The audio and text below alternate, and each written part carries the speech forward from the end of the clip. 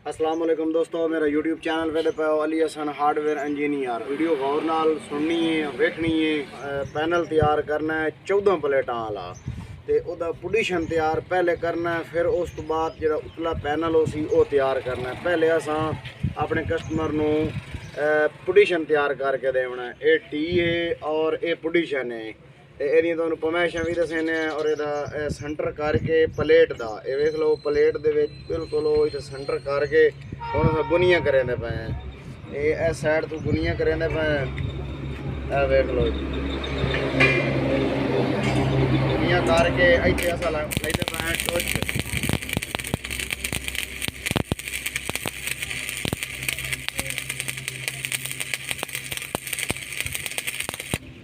ਇਹ ਵੇਖ ਸਕਦੇ ਹੋ ਇਹ ਟੋਚ ਲੱਗ ਗਈ ਹੈ।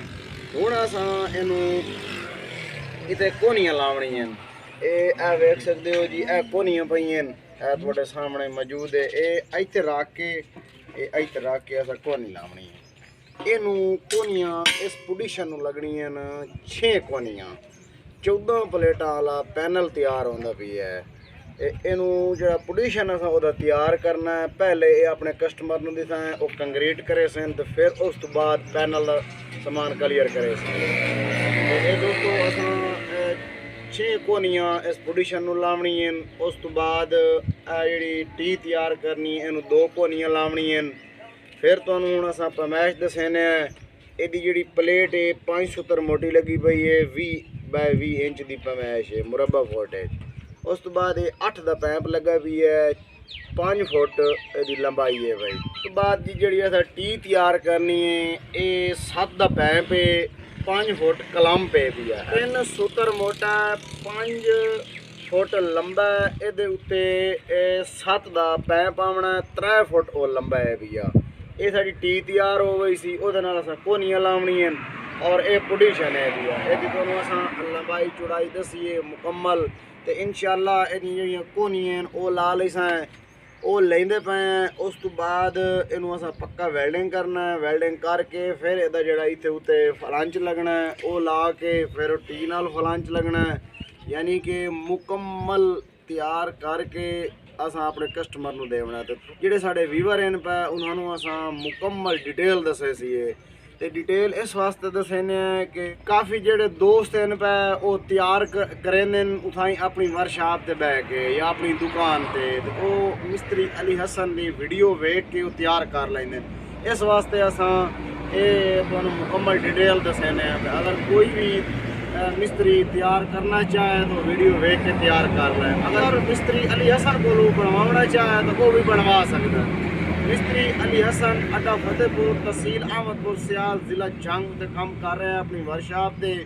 और जियो डिज़ाइन चाहो स्ट्रक्चर पैनल और ट्राली फ्रेम जिस डिज़ाइन का आखसो तैयार करके दे सी। और कितनी डिमांड साढ़े कस्टमर आखसन उस डिमांड का तैयार करके दिसाएं।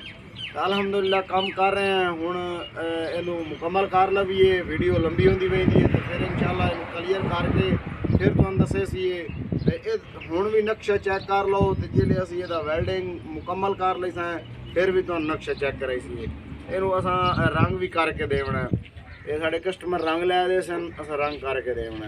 ਤਾਂ ਬਾਕੀ ਡਿਟੇਲ ਤੁਹਾਨੂੰ ਦੱਸਣੇ ਵੀਡੀਓ ਦੇ ਨਾਲ ਰਹਿਣਾ।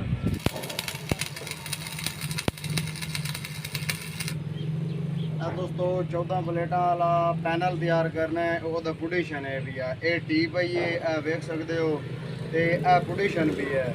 ये पहले तुहानू असां दस्सिया ही भी जेल्लै असां कोनियां लैंदे पए असीं। ए वेख सकदे हो 6 कोनियां दियां लग चुकी हैं और वेल्डिंग भी मुकम्मल क्लीयर हो गई है।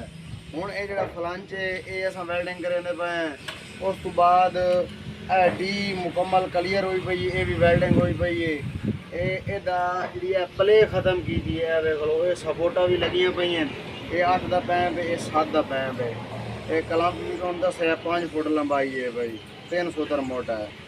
तो हूँ दोस्तों इस टी नू चाह के असें ये विच पैसा है वो भी तुहानू चैक कराने।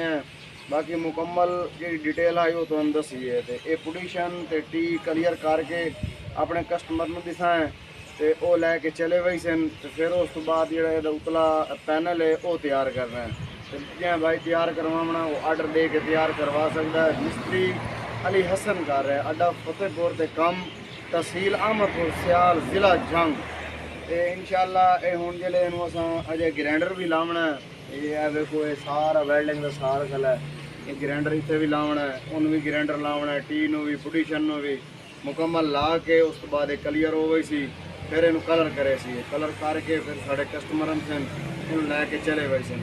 तो दोस्तों इंशाअल्लाह तुहानू इहदा एंड वजन भी दसे सी, जितना इहदे उत्ते खर्चा आया है वो भी तुहानू दसे सी।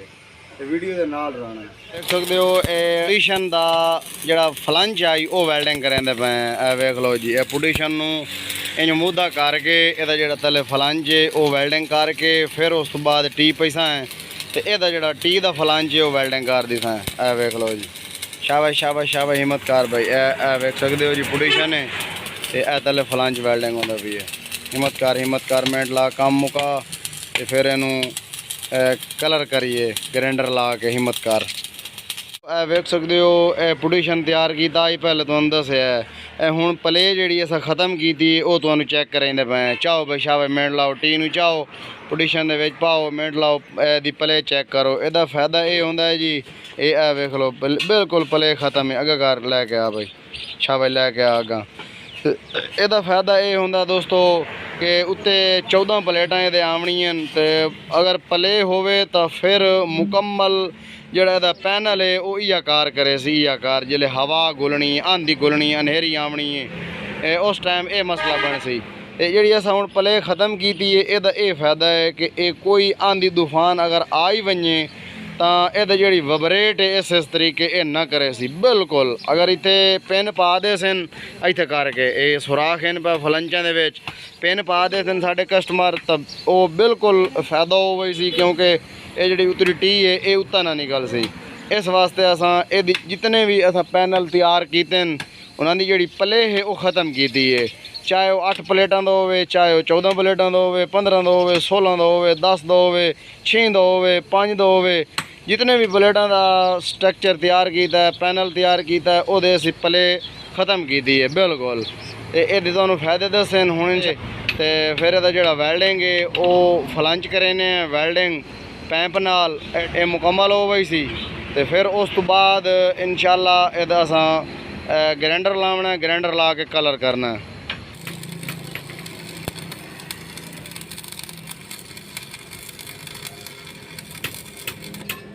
देख सकते हो असी जरा फ्लंच आई भी है वो वेल्डिंग कर ली है मुकम्मल। जगह की वेल्डिंग हो गई है बिल्कुल।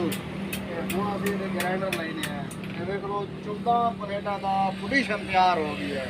तुम्हारे सामने मौजूद है, बिल्कुल मजबूत तैयार किया है और खूबसूरत भी हो गई थी। जिन्हें ग्राइंडर लाया कलर किया, जितने भी जोड़ हैं मुकम्मल वेल्डिंग कर दिता है। थले 4 कोनियाँ अगे पुटीशन के इस्तेमाल करे। इस पुटीशन के अस 6 कोनियाँ इस्तेमाल की कि साढ़े जोड़े कस्टमर बनवाने वाले ना गया भी सानू एक तोहफा तैयार करके दियो। तो मिस्त्री अली हसन मेहनत करके तोहफा तैयार करके दे रहे हैं। तो बाकी दोस्तों उम्मीद करें तो वीडियो अच्छी लगी हो सी। अगर अच्छी लगी है तो लाइक करना है, साढ़े चैनल को सब्सक्राइब करना है। मिलते हैं इंशाअल्लाह किसी नेक्स्ट वीडियो में। तब तक के लिए मिस्त्री अली हसन को दियो इजाज़त। अल्लाह हाफिज़।